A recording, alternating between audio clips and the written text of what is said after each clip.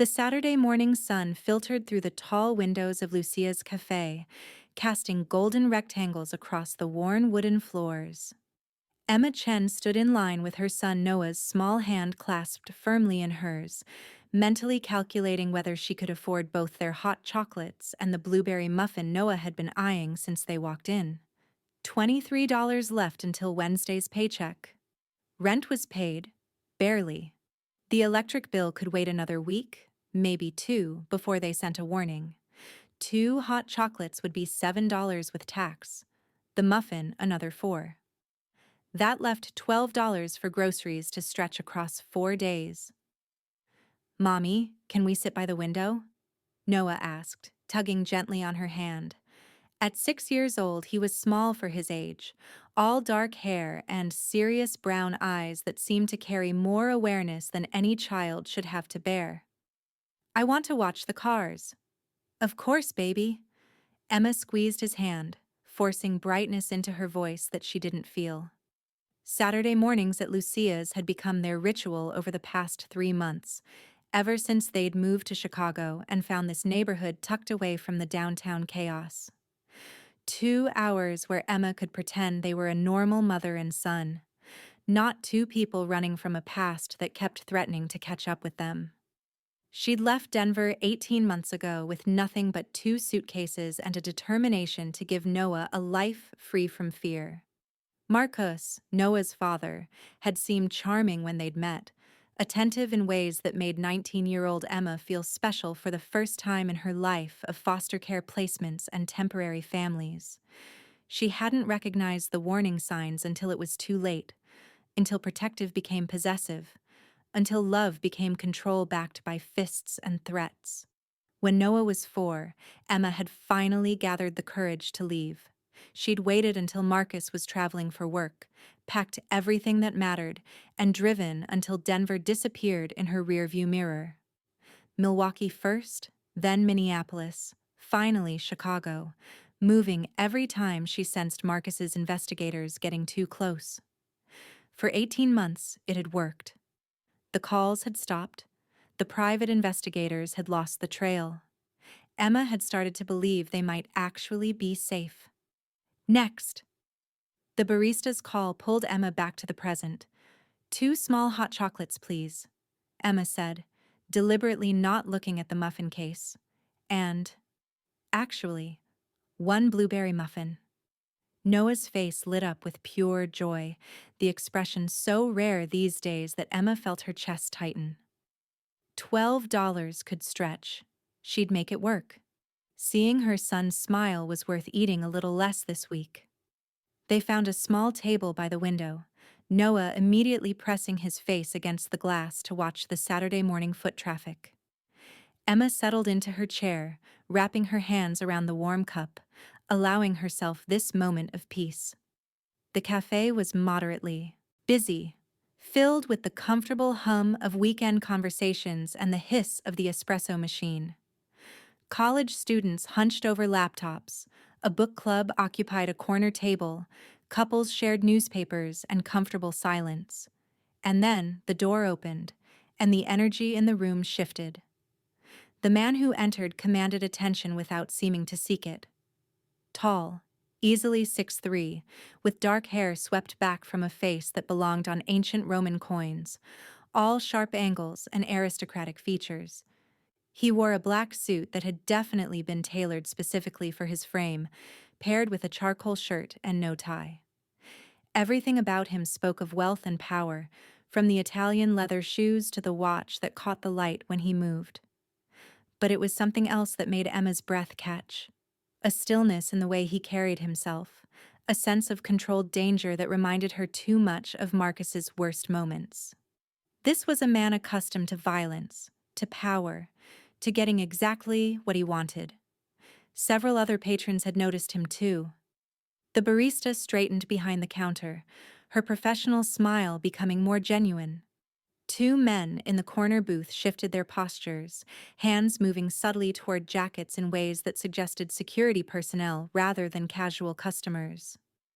The dangerous man moved to the counter with fluid confidence, ordered something Emma couldn't hear, then turned to scan the cafe for seating. His dark eyes swept the room with the kind of assessment that seemed to catalog everything: exits, occupants, potential threats, in a single glance. Emma looked down at her hot chocolate, a learned instinct from her years with Marcus. Don't make eye contact with dangerous men. Don't draw attention. Stay invisible. "Mommy, I have to go to the bathroom," Noah announced, already sliding off his chair. "Okay, I'll come with you." "I'm 6, Mommy, I can go by myself. It's right there." He pointed to the restroom sign visible across the cafe. "I'm not a baby." Emma hesitated, then nodded. The bathroom was maybe 30 feet away, visible from their table. "Straight there and straight back. Don't talk to anyone." "I know, Mommy." Noah rolled his eyes with the exasperation only a 6-year-old could muster, then trotted off toward the restrooms. Emma watched him go, sipping her hot chocolate, trying to ignore the dangerous man who'd settled at a table near the window with his espresso and a tablet. He'd positioned himself with his back to the wall, facing the entrance. Another habit that Marcus had shared, always needing to see threats coming. She forced her attention to the muffin, breaking off small pieces to make it last, to justify the expense. Outside the window, Chicago moved through its Saturday morning rhythms. Normal people living normal lives, unburdened by the constant vigilance that had become Emma's existence. Movement caught her eye. Noah had emerged from the bathroom, but instead of returning to their table, he'd stopped dead in his tracks, staring at the dangerous man with open fascination. Emma's heart lurched. "Noah," she whispered urgently, though he was too far away to hear. "Come back here." But Noah wasn't listening. With the fearless curiosity of childhood, he walked directly toward the dangerous man's table, his small sneakers making soft sounds against the wooden floor. Emma stood quickly, nearly knocking over her hot chocolate, but she was too far away, and Noah was already there, standing beside the man's table with the kind of bold determination that made him both remarkable and terrifying to parent. The dangerous man looked up from his tablet, genuine surprise flickering across his controlled expression. He studied Noah with dark eyes that seemed to assess and analyze in ways that made Emma's pulse hammer with fear. "Excuse me, mister," Noah said, his voice carrying clearly across the cafe's ambient noise. "Are you single?" The cafe didn't go completely silent, but conversations definitely quieted. Several people turned to watch the small boy addressing the obviously important, obviously dangerous man. Emma moved toward them, her legs feeling disconnected from her body. But before she could reach Noah, the man spoke. "Why do you ask?" His voice was deep, controlled, with an edge of genuine curiosity that seemed at odds with his intimidating presence. "Because my mommy needs a boyfriend," Noah explained with devastating 6-year-old logic. "She's really nice and pretty and works really hard, but she's always sad and tired. I think a boyfriend would help. Can you be my mommy's boyfriend?" If you're enjoying this story so far, don't forget to hit the like button and subscribe. Drop a comment telling me where in the world you're watching from. I love hearing from you. Emma reached them just as the words left Noah's mouth, mortification flooding through her so intensely she felt lightheaded.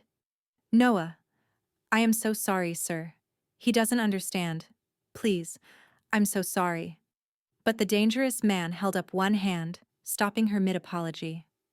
His eyes remained on Noah, and something in his expression had shifted, softened in a way Emma wouldn't have thought possible 30 seconds ago. "How old are you?" he asked Noah. 6. I'll be 7 in March." Noah held up 6 fingers proudly. "My mommy is 25. That's not too old, right? She's really pretty when she smiles, but she doesn't smile very much anymore." "Noah, stop talking." Emma's voice came out strangled with embarrassment. She looked at the man, forcing herself to meet those dark, dangerous eyes. "I'm so sorry. We'll leave you alone. Noah, come on." But the man was still watching Noah with that same careful attention, as if the question deserved genuine consideration. What's your name? Noah Chen. What's yours? Dante Moretti. He said it simply, as if the name should mean something. Emma's blood ran cold. Dante Moretti. She'd been in Chicago long enough to have heard that name, whispered with respect and fear. Head of one of the city's most powerful organized crime families, a man whose business empire straddled the line between legitimate and criminal, who wielded power that made politicians and police captains cautious. Her 6-year-old son had just asked a mob boss to date his mother. "Why do you think your mother needs a boyfriend, Noah?" Dante asked, his tone suggesting genuine interest rather than mockery. "Noah, that's enough." Emma tried again. But Dante's eyes cut to her, holding her in place with a look that wasn't threatening but was absolutely commanding. "Let him answer, please." It wasn't a request. Emma's mouth closed, her heart hammering as she watched her son talk to one of the most dangerous men in Chicago. "Because she cries sometimes when she thinks I'm sleeping," Noah said, his voice dropping to the confidential whisper of shared secrets. "And she works really, really hard at 2 jobs, but we never have enough money. And she doesn't have any friends because we're always working or too tired. My friend Tommy at school, his mom has a boyfriend and he helps with stuff and makes her smile. I want someone to make my mommy smile like that." Something flickered in Dante's dark eyes. Pain, maybe, or recognition of something he understood too well. He looked up at Emma, really looked at her for the first time, and she felt exposed in ways that had nothing to do with the physical. She knew what he saw. A too thin woman in worn jeans and a faded jacket, dark circles under her eyes that no amount of concealer could hide, hands rough from service work, the careful posture of someone who'd learned to make herself small and invisible. "Your mother is very lucky to have you," Dante told Noah quietly. "Not every child pays such close attention to their parents' happiness." "So will you be her boyfriend?" Noah pressed with the relentless determination that had carried him through a childhood far too hard for someone so young. "You look really rich, so you could help with the money problems. And you're tall, so you could reach stuff on high shelves. And you have a nice face, so I think mommy would like looking at you." Despite everything, the fear, the embarrassment, the surreal impossibility of this entire situation, Emma felt a laugh bubble up. It came out as something between a sob and a giggle. Dante's lips twitched, not quite a smile but something approaching it. He looked at Emma again, and this time she saw something in his expression she couldn't identify. Interest, certainly, but also something softer, something that looked almost like understanding. "Your son makes a compelling argument," he said. "He's 6 and doesn't understand how the world works," Emma managed, trying to inject firmness into her voice. "I'm very sorry he bothered you, Mr. Moretti. We'll leave you to your coffee." "Mommy, no!" Noah grabbed her hand urgently. "You didn't even talk to him. How are you supposed to know if you like him if you don't talk to him?" "Noah, sweetheart, you can't just ask people to date your mother. That's not how adults meet each other." "Why not?" "Tommy's mom met her boyfriend at the park. She said he helped her when Tommy fell off the swing and they started talking. This is basically the same thing, except I'm helping instead of Tommy falling." "It's really not the same thing." "I don't mind the interruption," Dante said, his deep voice cutting through Emma's flustered explanation. He stood, his full height suddenly imposing, and Emma had to tilt her head back to maintain eye contact. Up close, she could see silver threading through his dark hair at the temples, fine lines around his eyes that suggested he was older than she'd initially thought. Late 30s, maybe 40. "Noah," Dante said, crouching down to bring himself to the boy's eye level. "I appreciate your concern for your mother very much. You're clearly a very good son who loves his mom. But relationships between adults are complicated. They require time and compatibility, and many things that can't be decided in a coffee shop conversation. Do you understand? Not really, Noah admitted. But I know my mommy is the best mommy in the whole world, and somebody should want to help her and make her happy. If you don't want to, that's okay. But you should at least think about it. Dante was quiet for a long moment, studying Noah's earnest face. Then he reached into his jacket pocket and pulled out a business card. The gesture so smooth it seemed automatic. He held it for a moment, seeming to debate something internally before offering it to Emma. "In case you ever need anything," he said simply. Emma took the card automatically, too overwhelmed to refuse. The cardstock was heavy, expensive, embossed with elegant text, Dante Moretti, followed by a phone number. No company name, no title, no explanation, just a name and a number. "I don't need," she started. "Everyone needs something eventually." Dante's dark eyes held hers. "The offer stands, no expectations, no strings." He reached down and gently touched the top of Noah's head, the gesture surprisingly natural for someone who radiated such controlled danger. "Take care of your mother, Noah. She's lucky to have you." Then he straightened, nodded once to Emma, and walked out of the cafe with the same commanding presence he'd arrived with. The two men from the corner booth followed at a discreet distance, confirming Emma's suspicion that they'd been his security. Emma stood frozen, the business card burning in her hand as Noah tugged on her sleeve. "See, Mommy? I helped. Now you have his phone number and everything." "Noah, you can't do things like that," Emma said, though her voice lacked conviction. She was still processing what had just happened. "You can't approach strange men and ask them to date your mother." "But he wasn't strange. He was nice. And he looked at you like you're pretty." "He looked at me like I was a spectacle." "What's a spectacle?" "Something interesting that people stare at." "Then that's good. You want people to think you're interesting." Noah grabbed her hand and pulled her back toward their table. "Come on, your hot chocolate is getting cold, and you didn't eat any of the muffin yet." They finished their breakfast in relative silence, though Emma could feel several other patrons glancing their way, clearly having witnessed the interaction. She kept her eyes down, focusing on making the muffin last, trying to ignore the business card that sat on the table between them like an unexploded bomb. When they finally left the cafe, Emma tucked the card into her jacket pocket, telling herself she'd throw it away the moment they got home. She didn't need help from dangerous men, no matter how kind they'd been to Noah. She'd spent 3 years building a life free from men who wielded power like weapons. But walking home through Chicago's Saturday morning streets, Noah's hand in hers, Emma couldn't stop thinking about dark eyes that had looked at her son with genuine attention, about a voice that had promised help without demanding anything in return, about the impossible, dangerous possibility that maybe someone had finally seen her struggling and offered a hand up instead of a handout. Back in their small apartment, while Noah played with his toy cars, Emma stood in the kitchen and pulled out her phone. Against every ounce of common sense she possessed, she typed Dante Moretti's name into the search bar. The results confirmed her worst fears.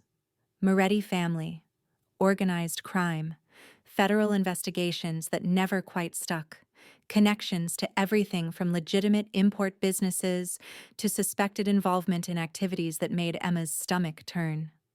Photos of Dante at charity galas and courthouse steps, at funerals of men who died in suspicious circumstances, shaking hands with politicians and police officials. This was a man who operated in the shadows, who built empires on foundations Emma didn't want to think about too closely. She should throw away the card, block any possibility of contact, pretend this morning had never happened. But even as she thought it, she found herself tucking the card into her wallet instead of the trash, unable to quite let it go. That evening, after Noah had fallen asleep in their shared bedroom, Emma sat on their threadbare couch and stared at her phone. The business card lay on the coffee table, Dante Moretti's name seeming to pulse with possibility and danger in equal measure. Her phone buzzed. A text from an unknown number made her heart skip. Your son is remarkable. If the offer offended you, I apologize. But if you ever genuinely need help, it stands. No obligations. DM Emma's hands shook as she stared at the message. How had he gotten her number? Then she realized. He was Dante Moretti. Getting a phone number would be trivial for a man with his resources. She should block this number, delete the message, maintain the distance that would keep her and Noah safe from men like him. Instead, she found herself typing, "Thank you for being kind to him. I'm sorry he bothered you." The response came quickly. He didn't bother me. He asked a question I haven't been able to stop thinking about. Emma's fingers hovered over the keyboard. Every rational instinct screamed at her to end this conversation. But something deeper, something exhausted and desperate, and so very tired of carrying everything alone, made her type. Why would you help a stranger? 3 dots appeared, disappeared, appeared again. Finally. Because I recognize someone fighting to protect what matters most, and because your son had the courage to ask for what you need. That deserves to be honored. Tears blurred Emma's vision. She blinked them away, angry at herself for being moved by words from a dangerous man, a criminal. Everything she'd run from when she escaped Marcus. You don't know me? She typed. No, but I know what it looks like when someone is barely holding on. I know what it costs to stay strong for someone you love, and I know that sometimes pride keeps people from accepting help they desperately need. The accuracy of his words hit like a physical blow. Emma set the phone down, pressing her palms against her eyes, trying to hold back the tears that threatened to spill over. She was so tired. Tired of working 2 jobs and never having enough. Tired of calculating every dollar, every purchase, every decision against the constant fear of Marcus finding them. Tired of being strong and capable and completely alone. The phone buzzed again. I'm not asking for anything, just offering a hand if you need it. Think about it. Emma stared at the message for a long time.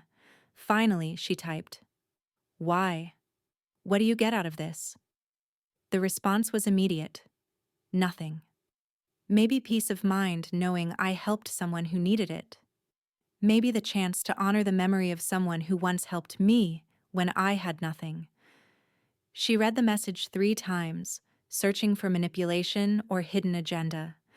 But the words felt genuine in ways she couldn't quite articulate. I don't think I can accept help from someone like you, she finally typed. I know who you are, what you do. I know what people say about me. Some of it is even true. But I've never harmed anyone who didn't deserve it, and I've never broken a promise made in good faith. If I tell you, I'll help with no strings attached. That's exactly what I mean. Emma wanted to believe him. God, she wanted to believe that someone could help without taking, could offer support without demanding control in return. But experience had taught her that men who seemed too good to be true usually were. I need to think about this, she typed. Take all the time you need. The offer doesn't expire. And if you decide you don't want contact, just say so. I'll respect that. She didn't respond. Instead, she turned off her phone, tucked Dante's business card back into her wallet, and tried to convince herself that she wouldn't actually consider taking him up on his offer.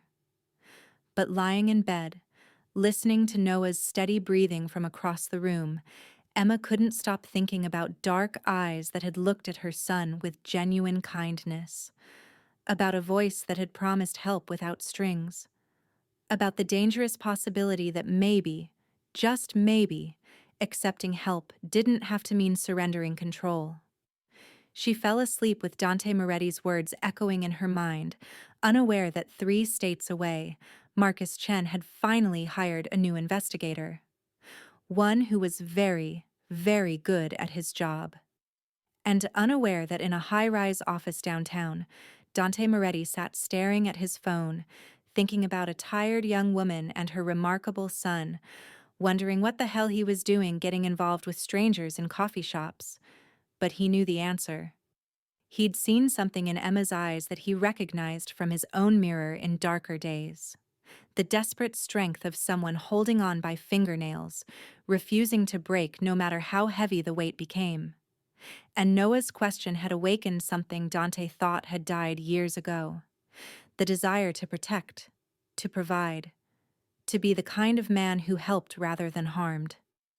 For the first time in a long time, Dante Moretti wanted to be someone's hero instead of someone's nightmare. Everything was about to change. Noah's innocent question had set events in motion that would transform all their lives in ways none of them could have predicted. Monday morning arrived with the kind of bitter cold that made Chicago feel hostile. Emma stood at the bus stop with Noah, both of them bundled in jackets that weren't quite warm enough for late November, waiting for the bus that would take him to school. "Did you call him yet?" Noah asked, his breath making small clouds in the freezing air. "Call who, baby?" "The man from the coffee shop. Dante, did you call him?" Emma adjusted Noah's scarf, tucking it more securely around his neck. "No, sweetie. I told you, we don't need help from strangers." "But he's not a stranger anymore. We know his name and everything." Noah's logic was 6-year-old ironclad. And he was nice. Mean people aren't nice like that. "It's complicated, Noah. That's what grown-ups always say when they don't want to explain things." The bus arrived, saving Emma from having to continue the conversation. She kissed Noah's forehead, watched him climb the steps, saw him find a seat by the window where he waved enthusiastically. Emma waved back, maintaining her smile until the bus pulled away. Then she allowed her shoulders to sag, exhaustion settling over her like a physical weight. She had a double shift at the diner starting in an hour, followed by an evening cleaning office buildings. 16 hours of work ahead of her, and she was already tired. Her phone buzzed as she walked toward the L station. Another unknown number, but this time the message made her blood run cold. "Found you. We need to talk about son." Marcus Emma stopped dead in the middle of the sidewalk, commuters flowing around her like water around a stone. Her hands shook so badly she nearly dropped the phone. 18 months. 18 months of careful anonymity, of paying cash for everything, of using false names on rental agreements. 18 months of believing she'd finally escaped. Her phone buzzed again. A photo this time. Noah getting on the bus this morning, taken from across the street. The timestamp showed 15 minutes ago. He's gotten so big. "I've missed so much. Let's meet and discuss custody arrangements. Tomorrow, 2 p.m. Millennium Park. Come alone or I involve lawyers and police. Your choice." Emma's vision blurred. She ducked into a doorway, pressing her back against cold brick, trying to remember how to breathe. Marcus had found them. He'd been watching Noah, photographing him, close enough to hurt him. The custody threat was very real. Marcus had money, family connections, a legitimate business career that looked impressive on paper. Emma had 2 service jobs, a tiny apartment, no family support. Any family court would look at their situations and see a struggling single mother versus a successful businessman who wanted to be involved in his son's life. They'd never believe what Marcus was really like. They'd never see the bruises he'd given her, the control he'd wielded like a weapon, the promises that if she ever left, he'd take Noah and make sure she never saw their son again. Emma's phone buzzed with another message. "Don't even think about running again. I have people watching. You won't make it out of Chicago." She stood in that doorway for 10 minutes, shaking, trying to think through the panic that threatened to overwhelm her completely. She couldn't run. Marcus would catch her. She couldn't fight him in court. He had resources she could never match. She couldn't go to the police. Marcus's family had connections, and she had no proof of the abuse beyond her word against his. She was trapped. Unless... Emma pulled out her wallet with trembling hands and found Dante Moretti's business card. The embossed letters seemed to pulse with possibility and danger. She'd told herself she wouldn't call, wouldn't get involved with a man like him, wouldn't trade one dangerous situation for another, but Marcus was here, threatening to take Noah, and Emma was out of options. She dialed before she could overthink it. Dante answered on the second ring. "This is Moretti." "It's Emma Chen, from the coffee shop, Noah's mother." Her voice shook. "You said if I ever needed help," the offer stood. A pause. Then his voice came back, sharper, more focused. "What's wrong?" "Noah's father found us. He's threatening to take custody. He has lawyers and money and connections, and I have nothing. I can't—" Her voice broke. "I can't lose my son. Please. You said no strings. I'm calling in that promise." "Where are you right now?" "Corner of Washington and State. I was on my way to work." "Stay there. I'm sending a car, 10 minutes. I have a shift. Call in sick. This is more important." His tone allowed no argument. "The car is a black Mercedes. Driver's name is Vincent. Don't get in any other vehicle, understand?" "Yes. 10 minutes, Emma, I've got you." The call ended. Emma stood in the doorway, still shaking, wondering what she'd just done. She'd called a mob boss for help against her abusive ex. She'd invited a different kind of danger into their lives because the immediate threat felt more pressing than the potential consequences. But she was out of choices. And Dante had sounded so certain, so capable, so completely confident that he could fix this. She wanted to believe him. The black Mercedes arrived in exactly 9 minutes. A large man in a dark suit emerged from the driver's side, his eyes scanning the street with professional thoroughness before settling on Emma. "Mrs. Chen? I'm Vincent. Mr. Moretti sent me." Emma nodded mutely and slid into the back seat. The interior was warm, leather seats more comfortable than any furniture in her apartment. Vincent drove with calm efficiency, navigating Chicago traffic while speaking quietly into a Bluetooth earpiece. 20 minutes later, they pulled up to a high-rise building in the financial district. Vincent opened her door, gesturing toward the entrance where another man in a dark suit waited. "Mr. Moretti is expecting you. 40th floor." Emma followed the second man, who introduced himself as Joseph, through a lobby that screamed money and power. Marble floors, modern art on the walls, security guards who nodded recognition at Joseph. The elevator required a key card to access the upper floors. They rose in silence. Emma caught her reflection in the polished elevator doors, pale, frightened, wearing a waitress uniform under her thin jacket.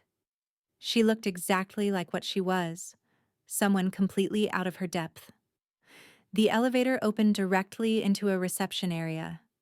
Floor-to-ceiling windows offered views of Chicago that probably cost more per square foot than Emma made in a year. A woman at a glass desk looked up, her expression professional but not unkind. "Mrs. Chen, Mr. Moretti is ready for you, through those doors." Emma walked through, her heart hammering, into an office that was somehow both intimidating and understated. More windows, more views, a massive desk that looked carved from a single piece of dark wood. Minimal decoration except for a few photographs she couldn't make out from this distance. And Dante Moretti, standing at the windows with his back to her, phone pressed to his ear, speaking in rapid Italian. He turned when she entered, his dark eyes finding hers immediately. He said something sharp into the phone and ended the call, setting it aside as he crossed the room toward her. "Tell me everything," he said without preamble. "Start from the beginning." So Emma told him, about meeting Marcus when she was 19, about the charming courtship that had turned controlling, then violent, about the years of walking on eggshells, of making herself small, of believing Marcus's promises that he'd change, about finally leaving when Noah was 4, running across 3 states, building a new life in Chicago. About this morning's messages and the photograph of Noah. Dante listened without interrupting, his expression unreadable but his attention absolute. When Emma finished, her voice hoarse from talking, he pulled out his phone and showed her the screen. Is this him? The photo showed Marcus Chen exiting a hotel downtown, dressed in an expensive suit, looking exactly as Emma remembered. Handsome, confident, dangerous in ways most people couldn't see. How did you? I had my people start looking the moment you called. Dante's tone was matter of fact. Marcus Chen, 31, VP of Commercial Development at Chen Industries, his family's real estate firm. Based in Denver but currently staying at the Peninsula Hotel under his own name. No attempt to hide his presence. He wants you to know he's here. He's meeting me tomorrow at Millennium Park. 2 o'clock. He said if I don't show up, he'll file for custody through legal channels. You're not going to that meeting. But if I don't, you're not going, Dante repeated, his voice leaving no room for argument. Because Marcus Chen is going to receive a very clear message today that you and Noah are under protection, he cannot threaten. Emma's stomach twisted. What kind of message? Dante studied her face for a long moment. The kind that makes him understand the cost of pursuing this. I won't hurt him unless he forces my hand, but he needs to know that touching you or Noah means going through me, and no one wants to go through me. I don't want violence. Neither do I. But I need you to understand something, Emma. Dante moved closer, his presence commanding but not threatening. Men like Marcus respect only one thing: power. You can't reason with him or appeal to his better nature. He doesn't have one. The only language he understands is force. And the only way to make him back off is to demonstrate that you have access to greater force than he does. And you're that force. Yes. Emma wanted to argue, to insist there had to be another way. But she'd spent years trying to reason with Marcus, years believing he'd change, years learning that men like him only respected strength. What do I have to do? She asked quietly. First, you and Noah move out of your apartment today. Marcus knows where you live, which means you're not safe there. Move where? I can't afford. I have a property in Lincoln Park. Gated, secure, completely safe. You'll stay there until this situation is resolved. I can't accept. If you're hooked on this story, make sure to subscribe and turn on notifications so you never miss an upload. Your support means everything and helps me bring you more emotional stories like this one. You can and you will. Dante's tone softened slightly. This isn't charity, Emma. This is practicality. I can't protect you if you're in an apartment Marcus can access, and I can't make him back off if he thinks you have no support system. What about Noah? He has school. He stays home tomorrow. My people will pick him up from school today and bring him to you. After that, we'll assess whether it's safe for him to return or if we need to arrange alternative education temporarily. Emma's head spun.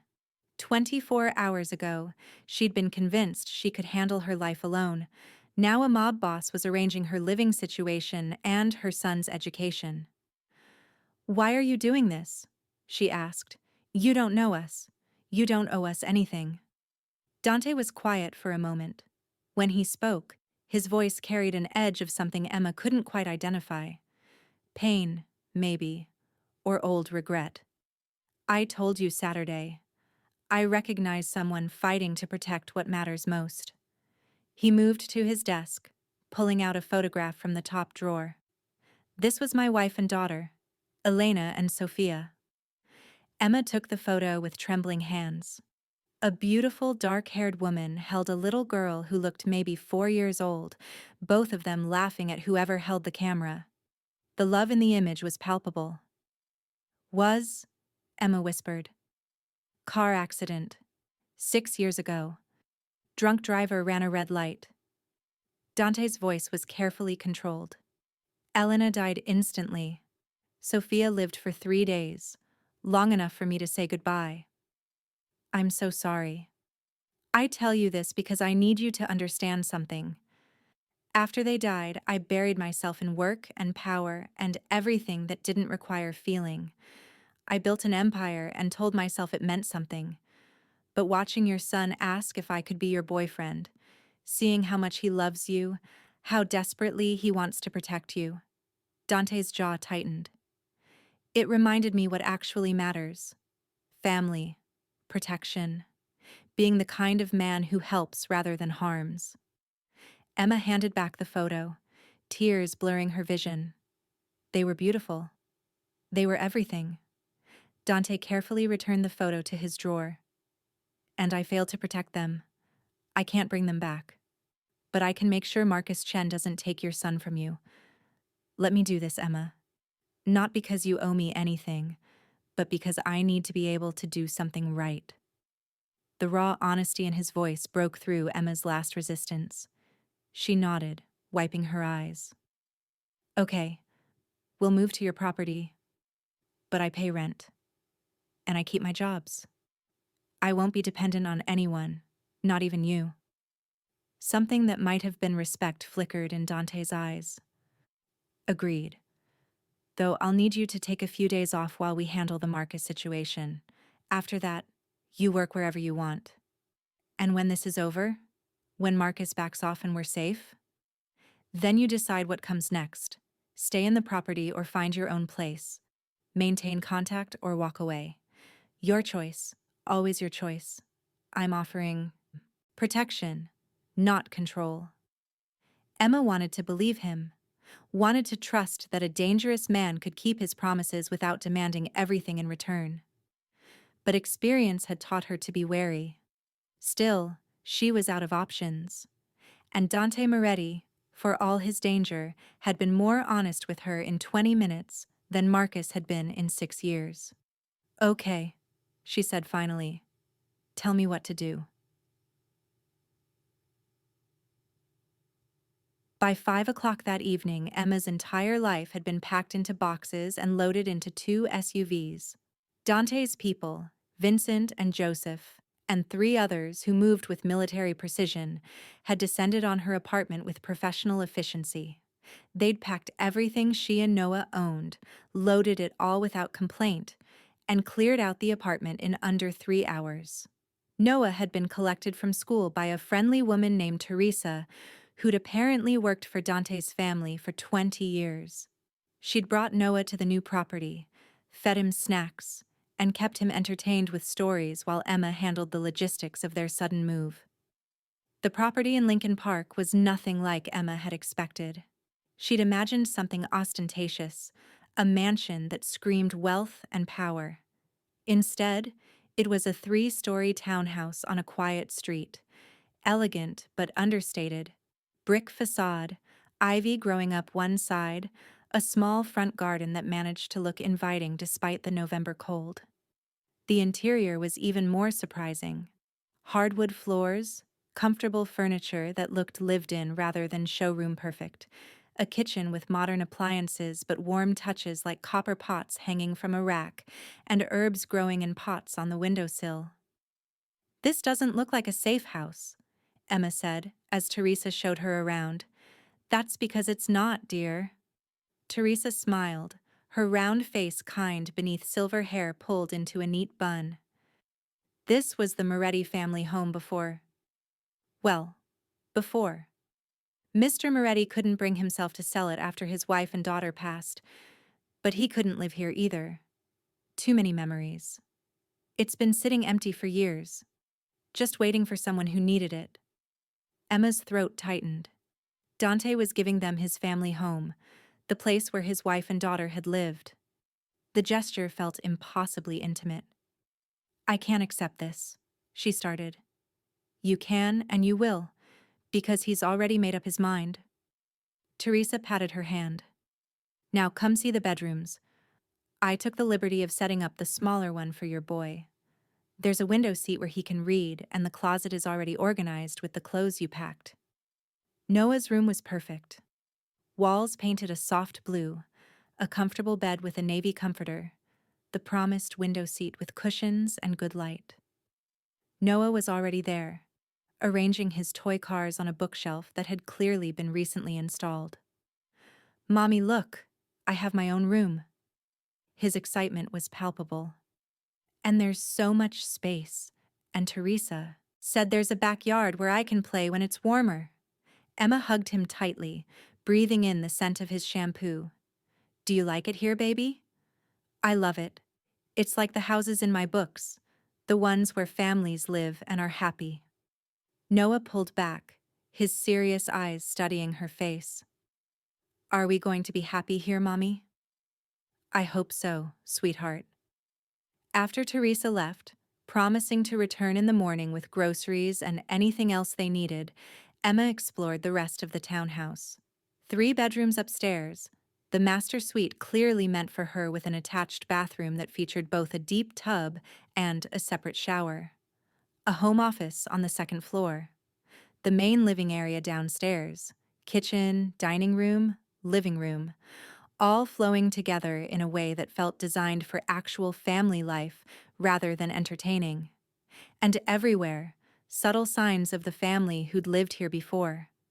A height chart penciled inside a closet door, marks showing Sophia's growth from age 1 to 4.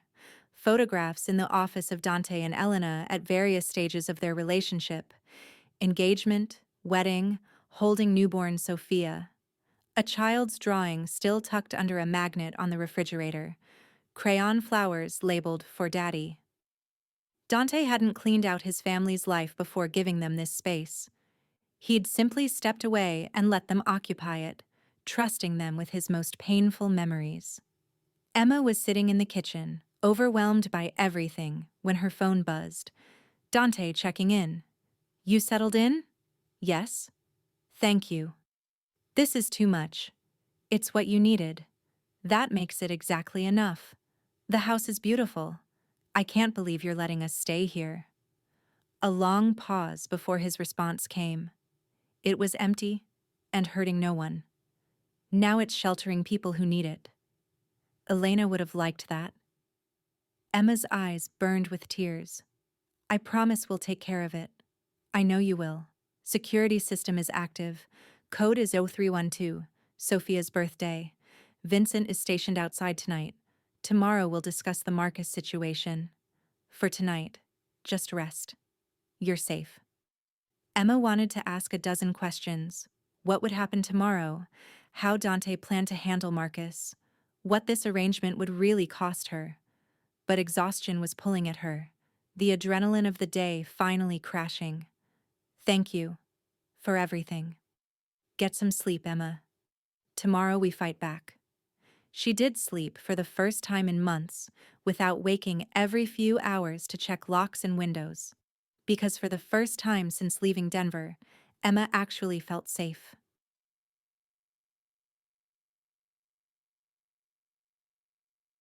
The next morning, Emma woke to the smell of coffee and bacon. She stumbled downstairs in her pajamas to find Teresa in the kitchen, cooking breakfast while Noah sat at the table working on a coloring book she'd apparently brought. "Good morning, dear. I took the liberty of making breakfast. I hope you don't mind. Mr. Moretti thought you might be too tired to cook after yesterday's excitement." Emma accepted a cup of coffee gratefully. "You didn't have to do this." "I wanted to. Besides, it's nice having life in this house again. It's been too quiet for too long." Teresa flipped bacon with practiced ease. "Mr. Moretti will be here at 10 to discuss the situation with your ex-husband. I'll take Noah to the backyard to play while you talk." "You knew about Marcus?" "Mr. Moretti told me enough. That you needed protection from someone dangerous." Teresa's expression hardened slightly. "I raised 2 daughters as a single mother after my husband passed. I know what it's like to be vulnerable and alone. You did the right thing asking for help." At exactly 10 o'clock, the doorbell rang. Emma opened it to find Dante on the front step, dressed more casually than she'd seen him before. Dark jeans, black sweater, leather jacket. He looked dangerously handsome and somehow more approachable without the armor of his expensive suits. "Morning," he said. "Can I come in?" Emma stepped back, letting him enter the home that had once been his. She watched his eyes sweep the space, saw the subtle flinch when he noticed Sophia's drawing still on the refrigerator. "You should have taken the personal things," Emma said quietly. "We could have packed them for you. I know where they are if I need them." Dante's voice was carefully neutral. "For now, they belong here, with a family." Teresa tactfully disappeared into the backyard with Noah, leaving Emma and Dante alone in the kitchen. He pulled out a tablet, setting it on the counter between them. Marcus checked out of his hotel this morning. 4 a.m. My people followed him to O'Hare. He took the first flight back to Denver. Emma's heart leaped. He left? Just like that? Not quite. Dante pulled up a photo on the tablet. Marcus sitting in what looked like a hotel room, his expression thunderous and frightened in equal measure. Before he left, he received a visit. 3 of my associates had a conversation with him about respect and boundaries, and the consequences of threatening people under my protection. What kind of conversation? The kind where no one gets hurt but everyone understands the stakes. Dante's expression was unreadable. They explained that you and Noah are now family to me. That any attempt to contact you, threaten you, or pursue custody would be considered a personal insult, and that insulting me carries consequences he can't afford. Did you threaten him? I didn't have to. My associates are very good at painting clear pictures of what could happen if warnings are ignored. Dante swiped to another image. They also provided documentation of his extracurricular activities, drug use, financial irregularities in his company, a relationship with a woman who isn't aware of his violent history, enough to destroy his reputation and career if made public. You're blackmailing him. I'm ensuring he has more to lose by pursuing you than by leaving you alone. There's a difference. Dante looked at her directly. He won't file for custody, Emma. He won't contact you again. Because doing so means losing everything he's built, and Marcus Chen values his image more than anything else. Emma wanted to feel relief, but all she felt was a strange numbness. So it's over? Just like that? For now. My people will monitor him. If he makes any moves toward Chicago or starts looking for you again, we'll know immediately and take appropriate action. Dante paused. But yes, the immediate threat is neutralized. What appropriate action? Emma's voice came out sharper than intended. More threats? Violence? I don't want Noah growing up thinking that's how problems get solved. Noah won't know any of this happened. As far as he's concerned, you made a friend who helped you move to a better house. Dante's tone remained patient. And the methods I use to protect my family aren't something I share with children. They're tools, Emma. Necessary in my world, but not something I glorify or celebrate. Your family. Emma repeated the phrase. We're not your family, Dante. We're people you helped. There's a difference. Something flickered in Dante's dark eyes. Is there? Because I don't help people, Emma. I don't offer my family home to strangers. I don't mobilize my organization to protect someone else's ex from pursuing custody. I do those things for family. We barely know each other. I know that your son has more courage and love than most adults I've met. I know that you've sacrificed everything to protect him. I know that you're strong enough to run, but smart enough to ask for help when you need it. Dante moved closer, his presence filling the kitchen. I know enough to want to keep you safe. If you want to call that something other than family, that's your choice. But the protection stands regardless of the label. Emma's hands trembled. She gripped the counter to steady them. I don't know how to do this. How to accept help without losing myself in the process. My whole life has been about independence, about proving I could survive on my own. Accepting help isn't weakness, it's wisdom. Dante's voice gentled. You can be independent and still let people care about you. Those things aren't mutually exclusive. They were with Marcus. I'm not Marcus. The words came out sharp, definitive. I will never be Marcus. I'm offering support, not control. Protection, not possession. If you can't see the difference, I'll prove it to you with time and actions. But you have to give me the chance. Emma looked at him. This dangerous, complicated man who'd somehow become her lifeline in less than a week. She thought about Noah's innocent question in the coffee shop, about how desperately her son had wanted someone to help, to care, to make his mother smile. Maybe Noah had seen something she'd been too scared to recognize.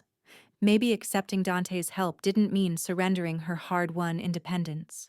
Maybe it just meant she didn't have to carry everything alone anymore. Okay, she said quietly. We'll stay. We'll accept your protection. But I need you to promise me something. What? Promise that if I ask you to stop, if I say this isn't working or it's too much or I need space, you'll respect that. You'll let us go without a fight. Dante held her gaze for a long moment. Then he extended his hand. You have my word. The moment you want to leave, I'll help you move and make sure you're settled somewhere safe. No arguments, no manipulation, no attempts to change your mind.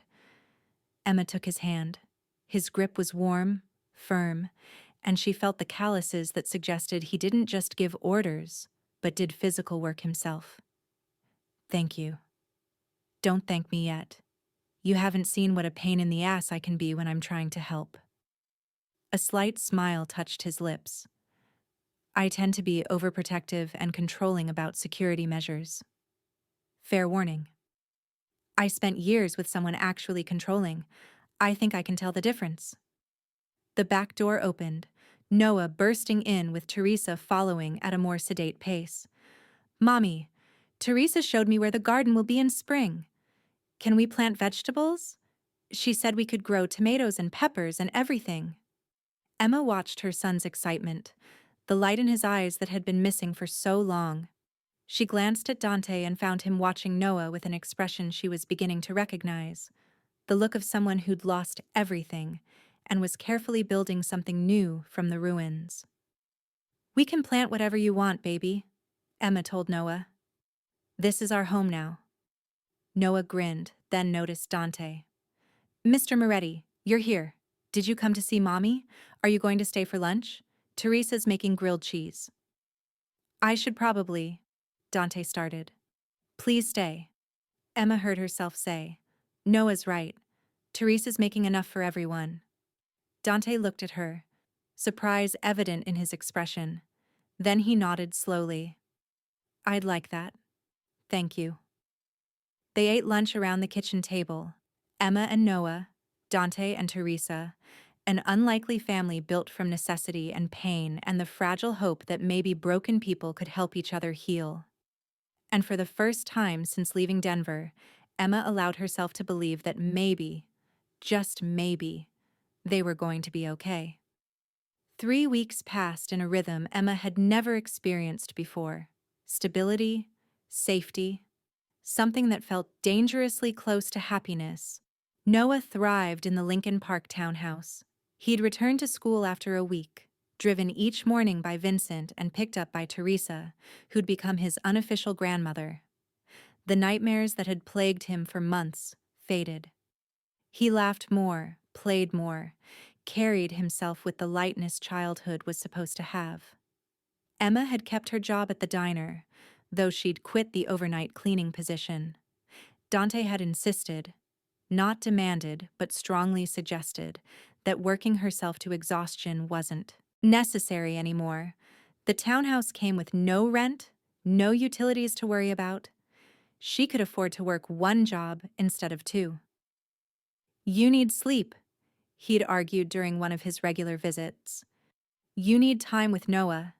You need to actually live instead of just surviving.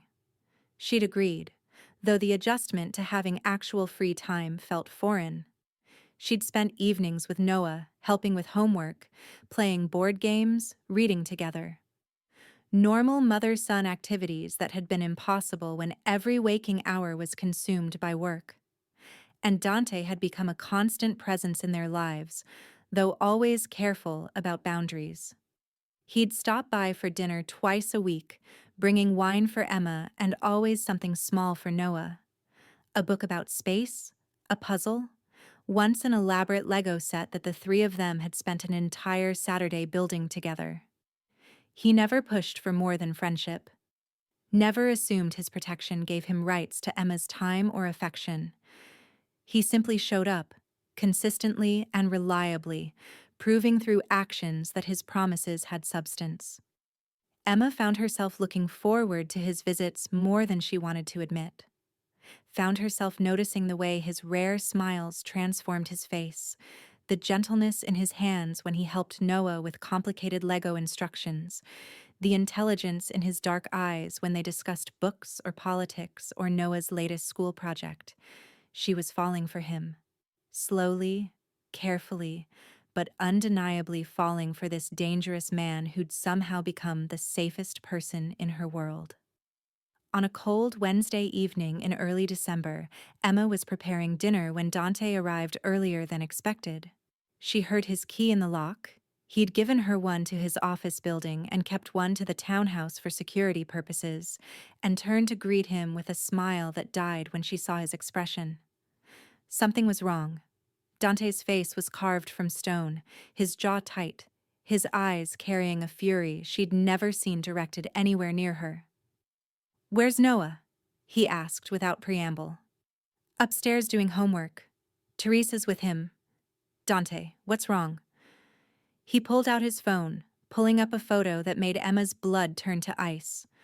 Marcus, standing outside Noah's school, photographing children as they left for the day. The timestamp showed this afternoon. "He came back," Emma whispered, her hands starting to shake. "You said he wouldn't. I was wrong." Dante's voice was cold, controlled fury barely leashed. "My people had eyes on him in Denver. He was supposed to be monitored. Someone failed, and he slipped away 3 days ago. We've been trying to locate him. He showed up at Noah's school this afternoon." Emma gripped the counter, her vision blurring. "Did he try to take him? Is Noah?" "Noah is safe. Vincent was on pickup duty, recognized Marcus from the photos I'd distributed, and got Noah out of there before Marcus could approach." Dante's hand found her shoulder, steady and grounding. "Your son is upstairs, completely unaware anything happened. He's safe, Emma, I promise." "But Marcus knows where Noah goes to school. He's watching. He's planning something." The panic that Emma had kept carefully controlled for 3 weeks rose up, threatening to drown her. "We have to run. We have to leave Chicago. He'll find a way." "We're not running." Dante's voice cut through her spiraling thoughts. "Running is what he expects. Running gives him power. We're going to end this, Emma, permanently." "How? You already threatened him.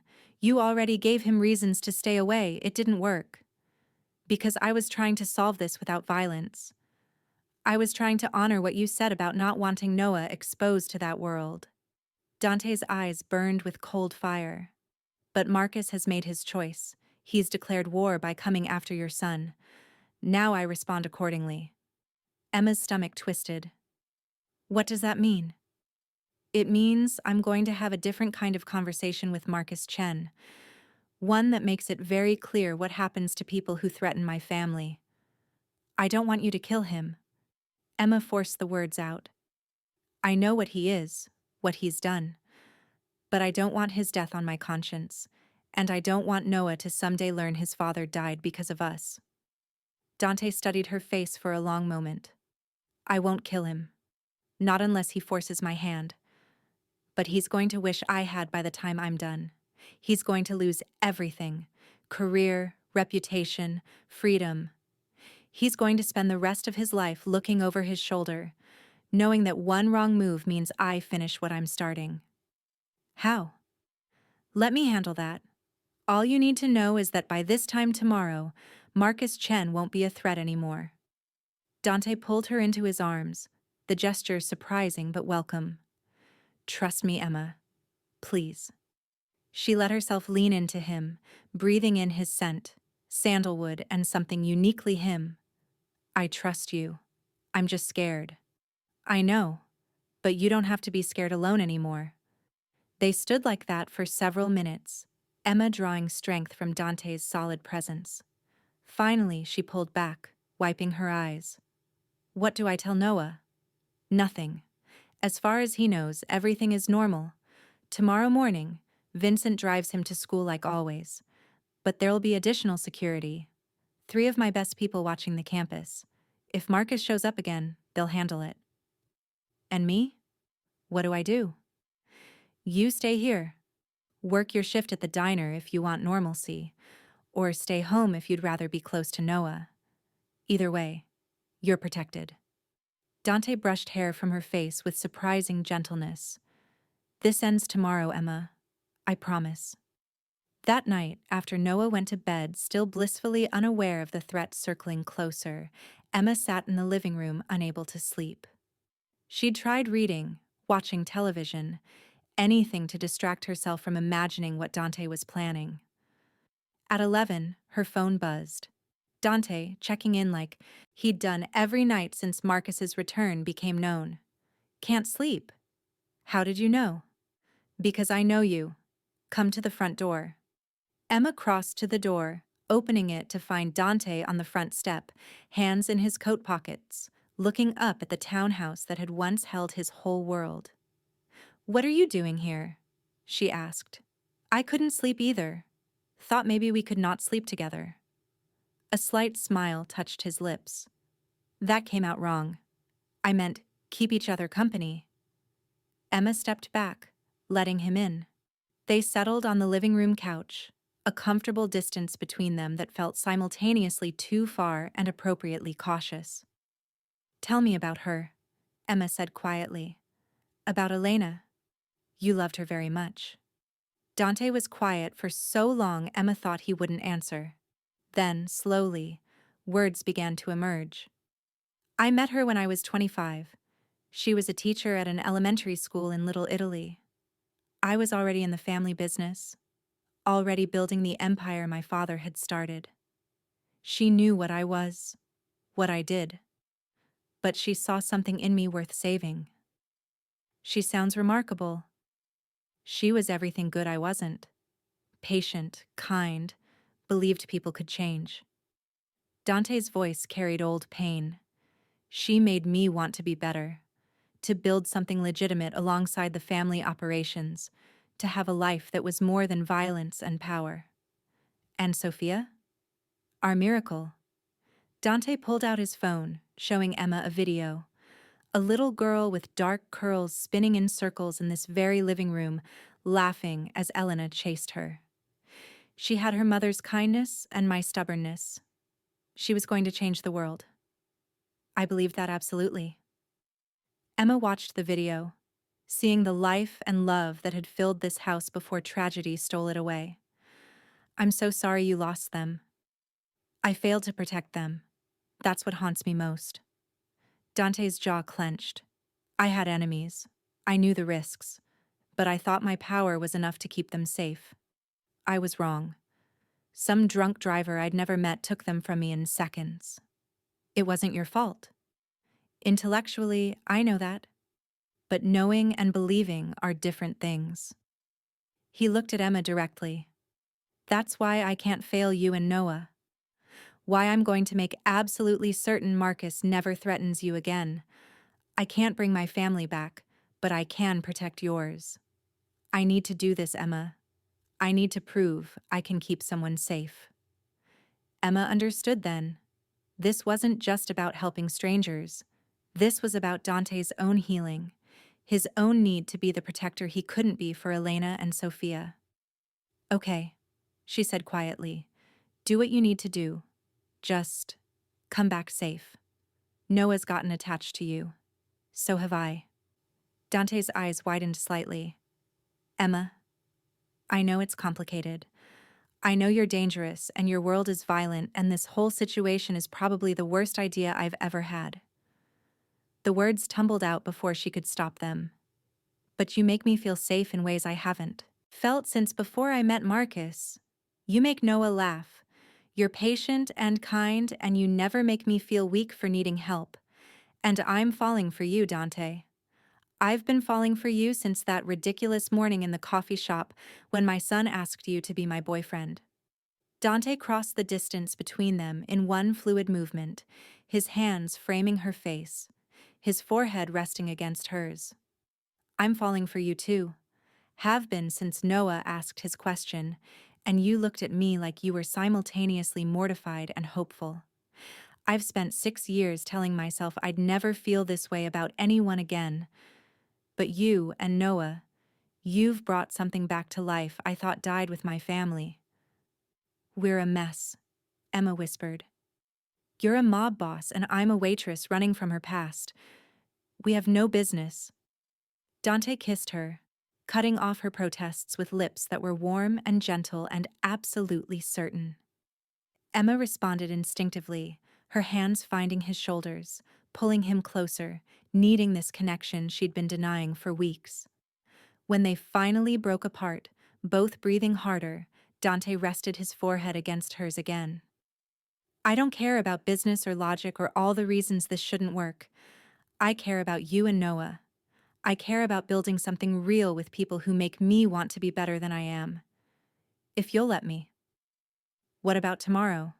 About Marcus? Tomorrow I end the threat. Then we figure out what comes next.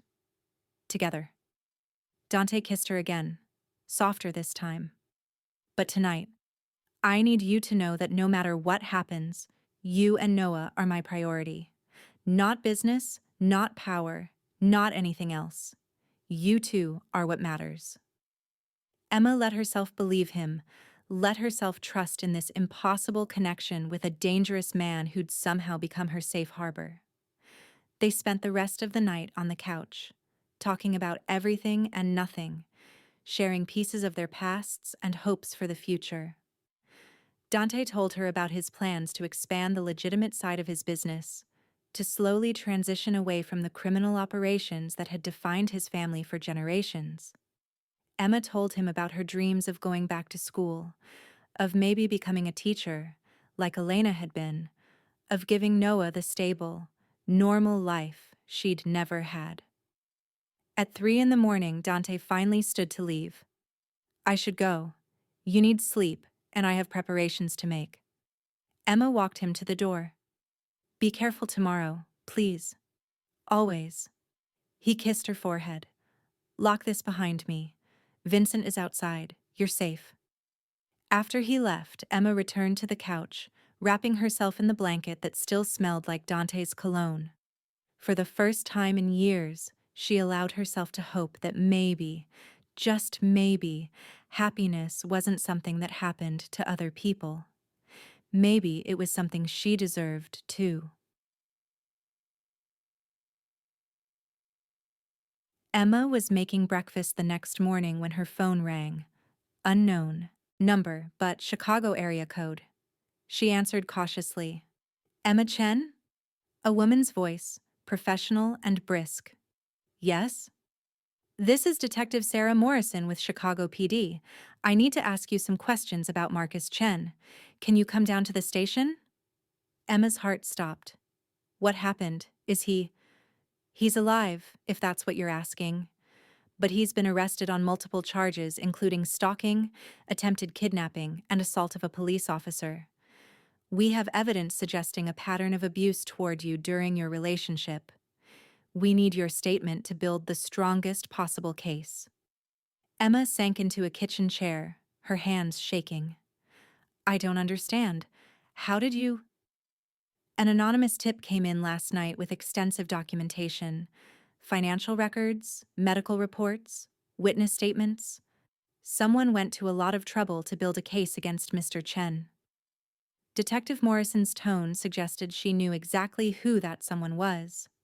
Whatever your relationship with that someone, they've handed us everything we need to put your ex away for a long time, but we need you to corroborate the evidence. Will you help us? Yes. Yes, of course. Good. Can you come in this afternoon? Say, 2 o'clock? After the call ended, Emma sat staring at her phone. Dante had said he'd end the threat. She'd assumed that meant intimidation, threats, maybe blackmail. She hadn't expected him to hand Marcus over to the police with enough evidence to guarantee prosecution. Her phone buzzed. Dante. Detective Morrison called? Yes. You did this. I told you I'd handle it. Marcus is looking at 5 to 10 years minimum. More if we can prove the extent of his abuse. The kidnapping attempt will be the easy sell. My people got footage of him trying to grab a child at Noah's school yesterday. He picked the wrong target and got a security guard instead, who happened to be an off-duty cop. You set him up. I gave him an opportunity to make his worst choices. He took it. Now he faces consequences that don't require me getting my hands dirty. Emma should have been horrified, should have protested the manipulation, the setup, the careful orchestration of Marcus's downfall. Instead, she felt only relief and a growing respect for Dante's ability to solve problems without the violence she'd feared. Thank you, she typed, for doing it this way, for protecting Noah without becoming what I was afraid you'd become. I told you, I'm not Marcus. I keep my promises. See you tonight? Yes. Definitely yes. Emma went to the police station that afternoon and gave her statement to Detective Morrison. She detailed years of abuse, the controlling behavior that had escalated to violence, the fear that had driven her to run. She corroborated the evidence Dante's people had compiled, adding her own experiences to paint a complete picture of Marcus Chen's true nature. By the time she left the station 4 hours later, Detective Morrison had assured her that Marcus wouldn't make bail. Too much evidence, too serious charges, too high a flight risk. He's done, Miss Chen, the detective said, as Emma prepared to leave. He won't be able to hurt you or your son ever again. Vincent drove Emma home in silence, his professional demeanor never cracking, but she caught him glancing at her in the rearview mirror with something that might have been approval. When they pulled up to the townhouse, Noah burst out the front door despite Teresa's protests, running to Emma and wrapping his arms around her waist. Mommy, you're home. Mr. Moretti is here and he brought pizza and he said we can watch a movie together. Can we? Emma looked up to see Dante standing in the doorway, backlit by the warm light from inside. He smiled, genuine and unguarded in a way she'd rarely seen, and she felt her heart skip. Pizza and a movie sounds perfect, baby, she told Noah. Go wash your hands, I'll be right there. Noah scampered inside. Emma crossed to where Dante waited, rising on her toes to kiss him properly for the first time in daylight. He responded immediately, one hand finding her waist, pulling her closer. You did good today, he murmured against her lips. Morrison said you were incredibly brave. I had good motivation. Someone once told me that accepting help doesn't mean being weak. It means being wise enough to let people who care about you actually help. Sounds like a smart person. He has his moments. Emma pulled back slightly, studying his face. Is it really over? Is Marcus really gone? He's really gone. And even if he gets out eventually, he knows that touching you or Noah means finishing what I started. He won't risk it, Emma. You're free. The word hung between them, weighted with meaning. Free. After 6 years of running, hiding, looking over her shoulder, Emma was finally free. She started crying, unable to hold back the relief and joy and overwhelming gratitude that flooded through her. Dante held her while she sobbed against his chest, his hands rubbing soothing circles on her back, his voice murmuring reassurances she didn't need to understand to find comfort in. Thank you, she whispered when she finally had control of herself. Thank you for giving me my life back. You gave me mine first. You and Noah. You reminded me what living actually means. Dante tilted her face up to meet his eyes. I love you, Emma. I know it's fast and probably too soon to say it, but I love you. I love your strength and your fierce protectiveness, and the way you never give up no matter how hard things get. I love watching you with Noah, seeing how much you sacrifice for him. I love who I am when I'm with you both. So I'm saying it now, even if you're not ready to say it back. I love you. Emma's heart felt too big for her chest. I love you too. God help me. I love you too. They stood on the front step of the house where Dante had once had everything, kissing while the winter wind blew cold around them, building something new from the ruins of their pasts. Inside, Noah called out, "Are you guys coming? The pizza's getting cold, and you're supposed to kiss after the movie, not before. I saw that in a movie once." They broke apart laughing. Dante took Emma's hand, threading his fingers through hers. Ready to watch a movie with your son and the man who loves you? More than ready. They went inside together, closing the door on the cold and the fear and the years of running. Emma had come to Chicago to escape her past. Instead, she'd found a future she never imagined possible. With a man who'd lost everything and a boy who'd asked the bravest question of his life, they were building a family from broken pieces. Not perfect, not conventional, but real and fierce and absolutely worth fighting for. And for the first time since she was 19 years old, Emma believed in happy endings again. Thank you so much for watching until the end. If you loved this story, check out the other videos on your screen now. I think you'll really enjoy them, and don't forget to subscribe if you haven't already. See you in the next story.